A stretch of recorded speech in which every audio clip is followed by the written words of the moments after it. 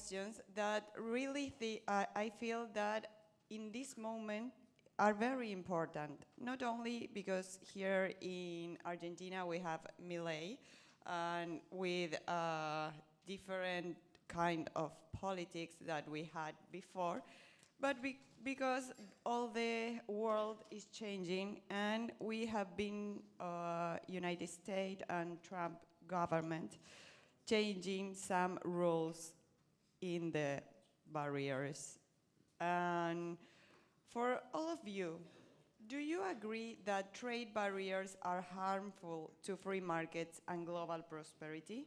If so, why do governments continue to insist on creating and maintaining them?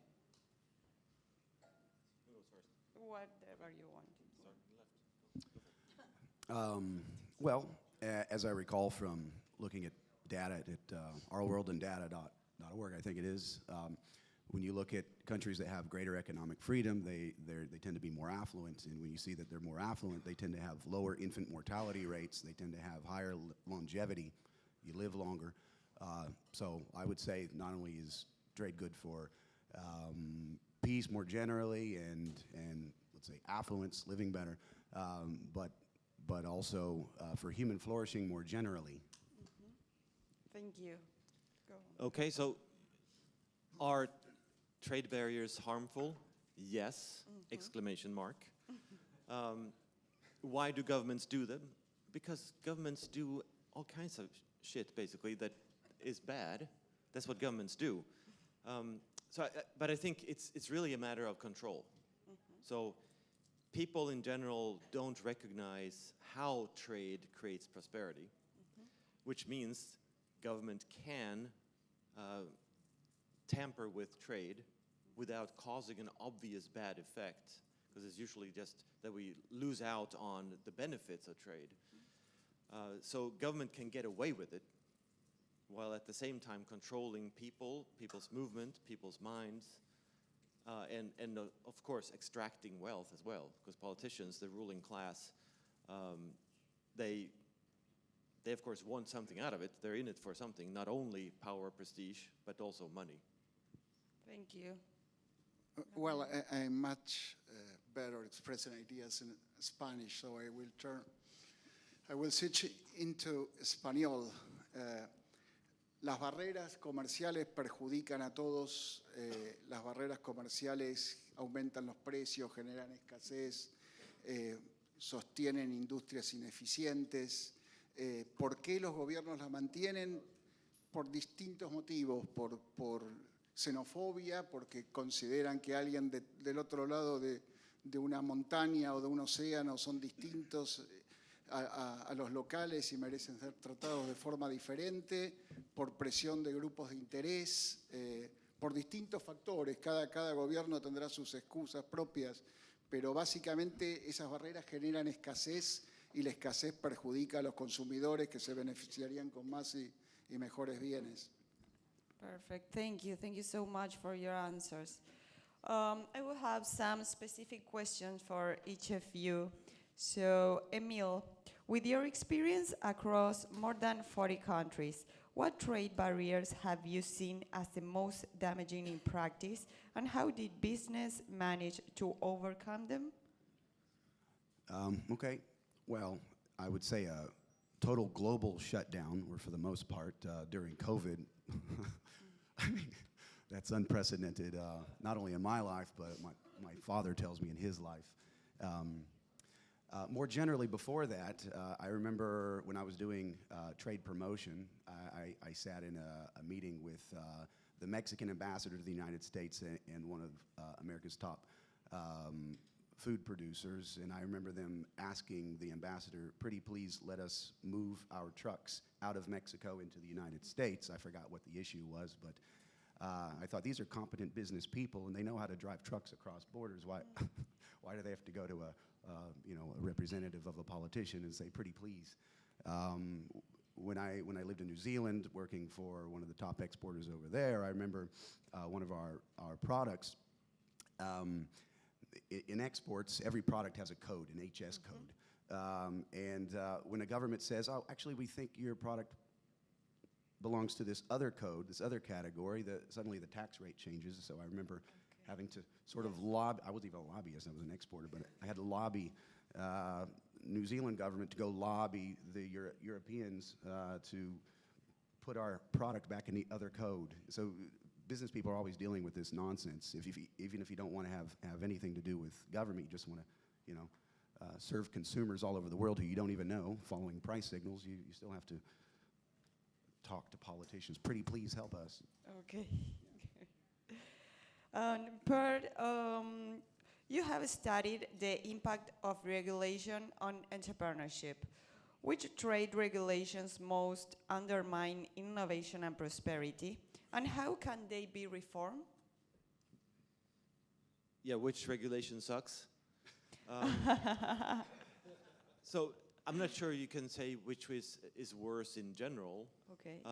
You can say which is really bad for this one company, because different regulations have different effects. But overall, of course, just a government monetary policy screws up things for all businesses and for a very long time. So in a sense, central banking and monetary policy creates huge problems for all businesses throughout by imposing uncertainty and undermining their decision making and their planning and so forth. In terms of what can they do about it? How can we? I think entrepreneurship is the key. And I'm not saying that only because I'm an entrepreneurship professor, but there are some good examples of how entrepreneurs have forced politicians to deregulate. And I recall when I was a graduate student in Columbia, Missouri, Uber was trying to start their service in that college town. And of course, taxi business was heavily regulated by a taxi committee, and the committee members were, of course, the owners of the local taxi companies, and they were controlling everything. And the city politicians were in cahoots with the owners and controlling all of it, of course. So they banned Uber to begin with. So Uber said, well, okay, we'll just offer the service for now without charging the customers. So you can't stop us from giving gifts to people. So that the politicians freaked out, and they went so far as to instruct the local police to install the Uber app on their smartphones, call Ubers, and then arrest the drivers. Oh my God. So they had police raids against Uber drivers in this college town, where of course college students were making $1 or $2 driving, and college students were taking Ubers back from whatever students might do late at night. But this caused, it made people aware of what the politicians were doing.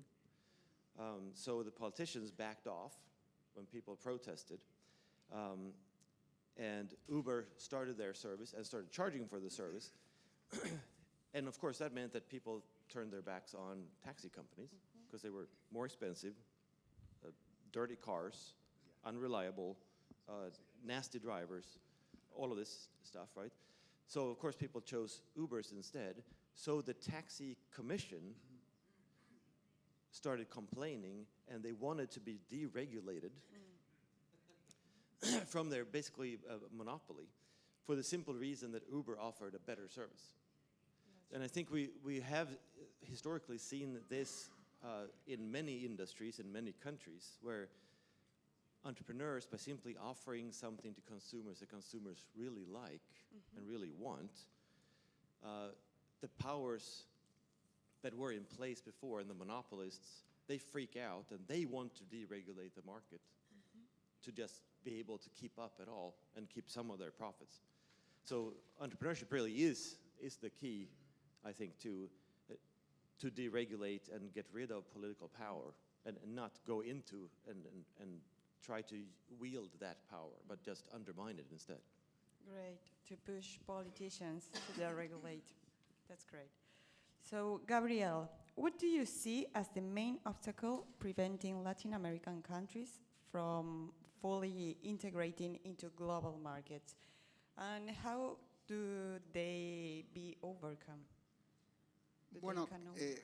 creo que los principales obstáculos para Latinoamérica o para el grueso de los países latinoamericanos de integrarse y de abrirse al mundo son más internos que externos, es decir, un débil Estado de Derecho, excesivas regulaciones, una enorme burocracia, una idea aislacionista de vivir con lo nuestro, de que es malo vender, es malo comprar y bueno vender, esa filosofía mercantilista que está impregnada en nuestra tradición, la búsqueda de privilegios, la búsqueda de beneficios por parte de distintos sectores que presionan a los gobiernos, me parece que son los principales obstáculos, más que los que puedan generarse de manera externa. Entonces, desregulando la economía, cambiando la mentalidad de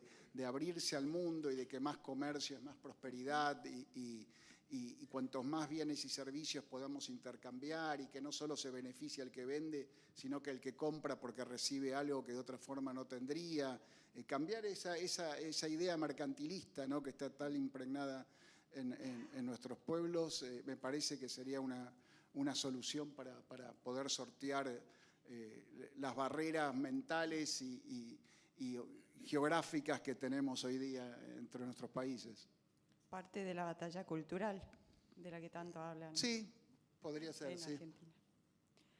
Okay, so I will do a question for all of you so that you can interact a little bit. Do free trade agreement truly contributes to long-term prosperity for countries, or are their benefits sometimes overestimated? If you want. Yo creo que están sobreestimada la importancia de los acuerdos comerciales. Es decir, obviamente más comercio es mucho mejor que menos comercio y celebrar acuerdos con otros es mejor que tener relaciones de enemistad. Pero después de la Segunda Guerra Mundial los gobiernos vieron a los acuerdos comerciales como tratados de paz, donde intervienen los gobiernos en realidad cuando es gente la que comercia. Habría que darse cuenta que es un argentino comerciando con un chino, o un japonés con un coreano, o un neozelandés con un indio, pero los gobiernos no tendrían que intervenir y esos tratados de libre comercio se transforman en tratados de no comercio porque tienen tantas cláusulas, tantos artículos, tantas restricciones, imponen penalidades que son como mamushkas, como muñecas rusas al revés, es decir, de la más chiquita van apareciendo más grandes y es toda una maraña de papelerío y de regulaciones que en realidad son anticomercio. Entonces, habría que dejar a la gente libre y que comercie individualmente, intercambiando valores, porque todo intercambio libre y voluntario es porque ambas partes se benefician. Entonces, nadie tendría que opinar al respecto, ¿no? Pero a ver, es preferible que haya tratados de libre comercio antes que balas de cañón cruzando las fronteras, pero no son la panacea. Lo ideal sería aranceles ceros y abrirse al mundo y dejar a los ciudadanos libres de comerciar con quien quiera. Fantastic. What do you think, Per? I have no idea what you said, but I probably agree with some of it. I'm sure you do. So, in terms of a free trade agreement, I think that's sort of a contradiction in terms, because it's really managed trade, it's not free trade. And I think we need to get away from the idea that we need politicians to release us from the political regulations. Right? So a free trade agreement just means that politicians have already banned the trade, and then they, being the heroes, step in and they negotiate with each other to liberate some of that trade. It's a little bit like a TSA pre-check when you fly in the United States, where the government says that you have to take off your shoes, you have to put everything on and through the scanner and everything like that. But if you pay us a little bit, you don't have to take off your shoes anymore. Well, it has nothing to do with safety, of course. Okay. It has everything to do with power. And many of us, I mean, myself included, happily pay that little fee to keep our shoes on. But free trade agreements are basically the same thing, but we allow politicians to regulate in minute detail trade, or we really ban trade, tax it, ban it, and then they are all over the news with negotiating these agreements where they open it up a little bit. What we should do is just turn our backs on the bastards and trade freely.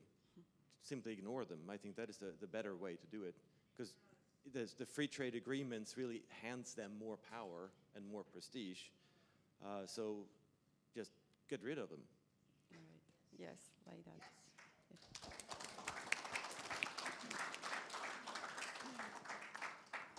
So I remember yes. something that Rothbard wrote in the mid-90s. He was critiquing NAFTA, saying that if we really want free trade, all the governments really have to do is they can just reduce their own borders, their own barriers. And they don't actually have to have all these free trade agreements, which end up with a lot of one country suing each other on the behalf of their exporters and this kind of thing.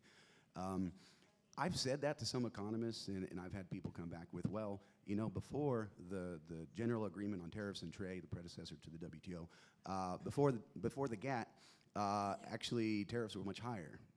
Now, I haven't gone and looked empirically. I'd like to know, someone more empirical than myself. Was that the case? Because that's interesting. I know there a lot of these post-war institutions, they had a lot of legitimacy in the post-war years. There was this Pax Americana. People saw a lot of them working. I know that Brexit, Trump, things like this, we clearly see a crisis for legitimacy in these institutions. Maybe they work on net, maybe on net barriers to trade are lower. I don't know. I would be interested to know. I'm trying to answer that question for myself, to be honest. Okay, yes. So I got the last question for all of you, and it's about what's happening today with Trump, that is a Republican, and imposed new tariff, and something that goes against free market principles. Were these measures justified, or did they ultimately harm global trade? What do you think about all this change that is generating the United States with the new tariff? Go ahead, start. Want me to start?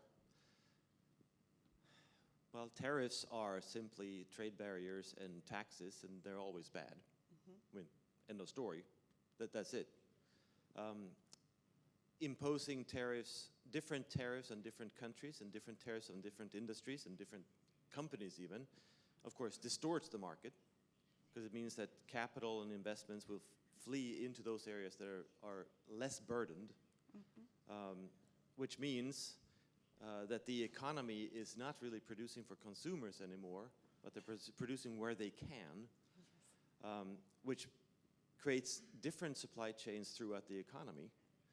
So the whole economy is sort of, and I write about this in the book that you mentioned, The Seen, the Unseen, and the Unrealized, that any one regulation forces entrepreneurs to invest in other areas than they otherwise would have, which means they're not serving consumers to the same extent. And I think that is the issue with any trade regulation, that politicians gladly sacrifice consumers. So the consumer benefit is not there anymore, but they can point to the revenue, or the unions are stronger, or there's this one company that moved to the Rust Belt, or something like that. But the real impact is that consumers are worse off. So what President Trump is doing is really sacrificing American consumers for some political gains. And probably some heavily lobbying companies will earn more profits because others aren't allowed to satisfy consumers to the same extent. Thank you, Per. What do you think, Emile? I have to admit, I spaced out in a little bit when you were asking the question. Could you kindly repeat it? To repeat the question? Yes. Yes, for sure. Um, what do you think about what is doing Trump with the new tariff? He's a Republican and he is with this kind of non-libertarian or free market policies. What do you think about that? Well, I think it's enormously unfortunate. Sometimes when I push back on the Trump question on tariffs, I get even from libertarians like, well, his end goal is free trade. These other countries haven't lowered their barriers. And I say, I have never heard this man even pay lip service to free trade. He always talks about they're ripping us off, they're ripping us off. So I don't even see that that's his, maybe it is his end goal, but he certainly doesn't spend much time talking about that. He says again and again that tariffs are going to make us rich. He says that. They're going to make us rich. I mean, I don't agree with him. I find it enormously ironic that he has the same platform as Bernie Sanders on this question, on this particular question. Great. What do you think, Gabriel? Bueno, a ver, los aranceles son impuestos y nuevos impuestos nunca puede ser nada bueno. La idea de Trump aparentemente al comienzo era sustituir el impuesto a las ganancias, el income tax, por el ingreso que traerían los aranceles, pero eso implicaría aplicar aranceles del 80% a todo el planeta y suponiendo que funcione sería imposible de recaudar y de mantener en el tiempo, dado el nivel del Estado federal hoy día. Lo que ha generado es, primero, que Estados Unidos luzca ridículo en muchas circunstancias y toda una serie de retalaciones, de vendetas por parte de otros países que lo único que hace es sumar más perjudicados a los que ya estaban originalmente con los aranceles puestos en primer lugar. Los precios suben, los bienes escasean y la gente termina teniendo un nivel de vida peor, en definitiva. Entonces, no hay nada bueno en esa política. Yo por lo menos no veo nada bueno. ¿Por qué lo hace? Comete el error de considerar que el país es su empresa y es gente. Hay 340 millones de ciudadanos que pueden decidir comerciar, vender, comprar o quedarse quietos en su casa. Ve como que vender es bueno y comprar es malo. Y también hay, como decía hace un ratito, un poquito de xenofobia y de desprecio por otros, ¿no? Que no sean los locales o los que él considera los locales. Entonces, me parece que hay una serie de una mezcolanza de cosas perjudiciales que ha llevado a implementar estas políticas. Great, thank you, Gabriel. Okay, now we will pass to the questions. Yes, Jose. Fantastic panel, and I love everything you said. Very beautiful. Free trade agreements is a contradiction of terms. That is fantastic.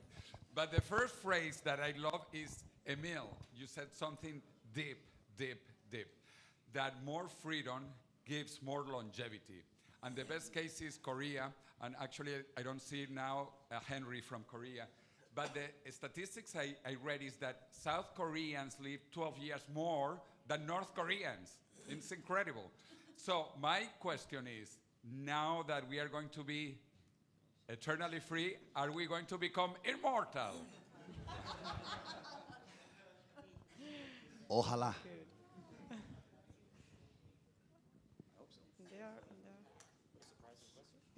Yes, go ahead. Yeah, I have a question. I find it interesting that so much of the world has now realized how horrible Trump's tariffs are, but for a long time, and still, most of the world has these horrific non-tariff barriers, such as quotas against the third world, and massive subsidies to their farmers in Europe, United States, and Japan to dump massive amounts of food in other countries, ruining their farm products. What is it that suddenly makes these countries free traders when for so long Europe, Japan, the United States have been horrendous trade partners with the third world, cutting off their agricultural trade?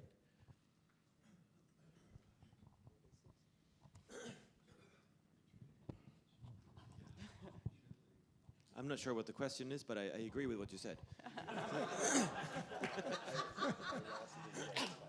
The attitude that suddenly it sounds like the whole world is against Trump because of the trade barriers, but all these countries have had enormous trade barriers against the third world for years, and they're sounding like free traders, but in fact they've been behaving like protectionists, mercantilists against the third world, especially damaging for Latin America, Africa, and Asian countries, and just selling sugar to the United States with quotas, non-tariff barriers that are much worse.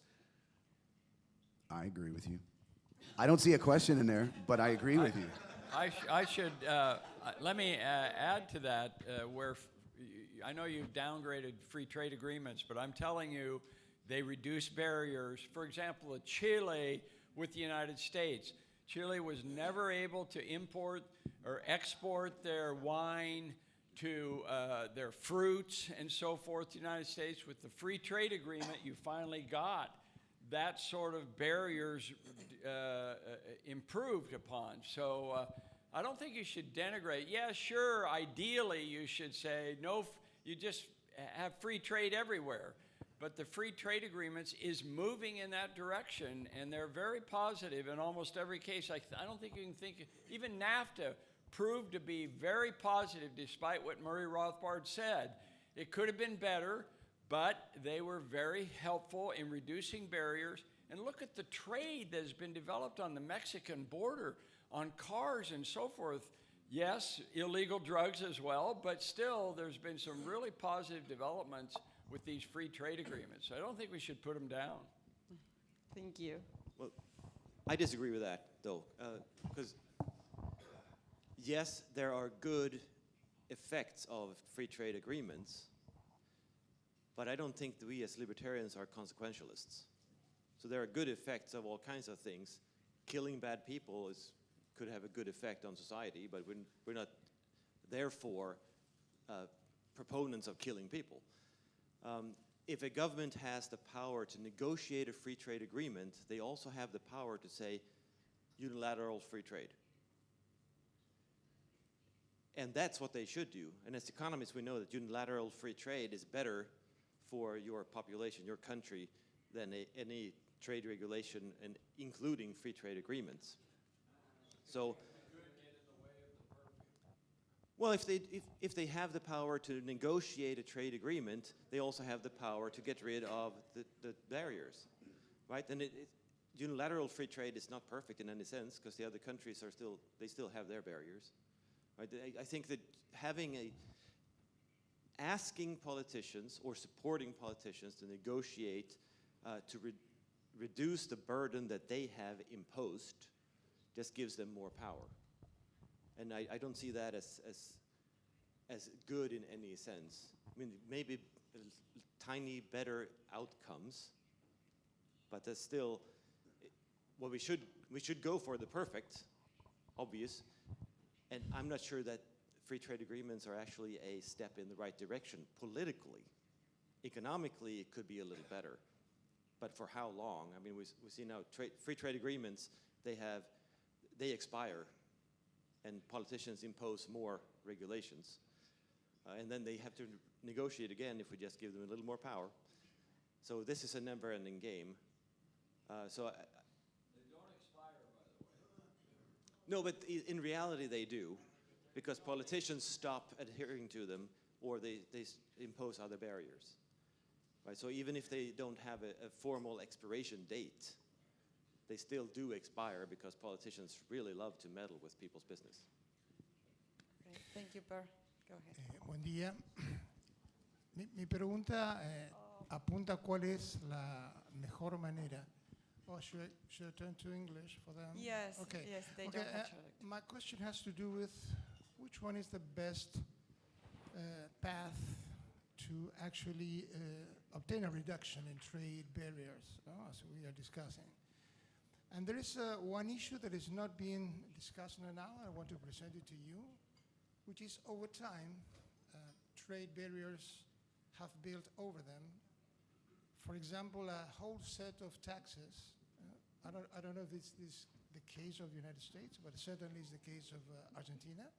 and in many countries here in Latin America. So at the point when you want to reduce trade barriers, a lot of businesses say, okay, no problem, I want to compete, okay, this is enough, but please reduce the taxes because I have income taxes, VAT, value-added taxes. Every province in this country charges what is so-called gross revenue taxes. So along all the structure of productions, you are paying a percentage of what you sell there. So it's completely crazy. So actually, it's not that they are cheating. Actually, it's impossible for them to compete in these conditions, and you want them to compete. So the point is you cannot reduce trade barriers without reducing taxes, and then you have to reduce expenses. So the problem is much more complex than being, let's say, reduce trade barriers, and we are it, because it will last 6 months, and we will be in big trouble. So a lot of things should be changed at the same time to make it happen. So the question of practice, policy, how to make the change is a little more difficult. So how do you see this aspect?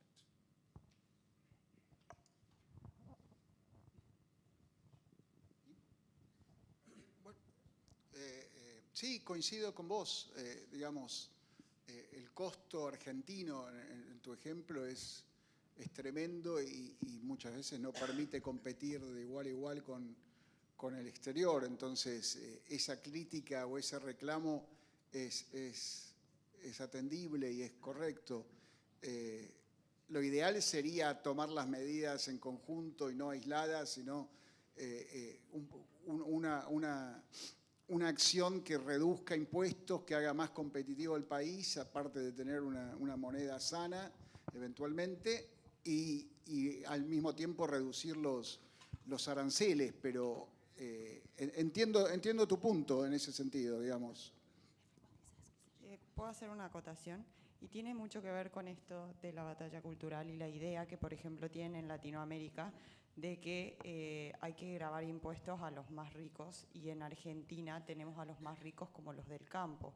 Entonces, muchas veces esos impuestos están ligados a una mentalidad que busca esta distribución.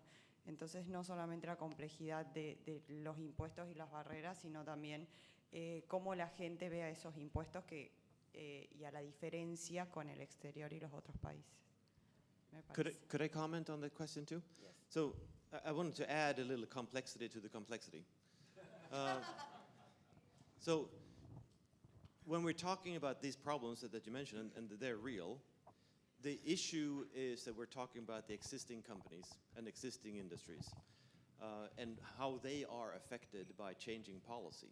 And of course, they are affected by policy. They're burdened by policy, and they're distorted already.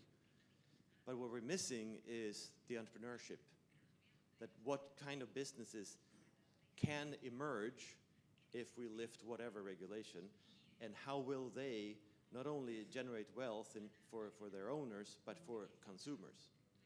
So removing any one regulation, sorry, there's a fly here.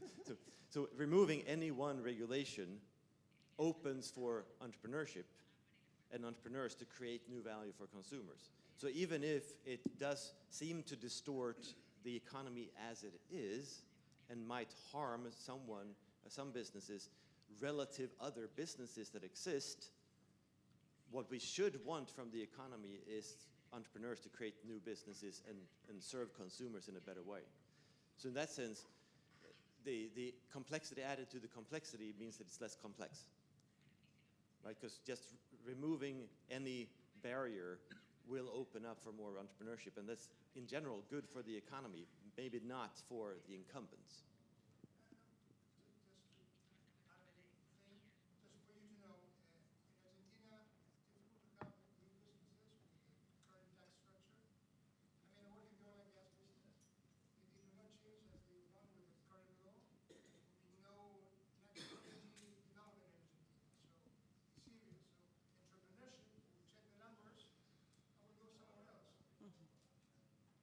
That's right.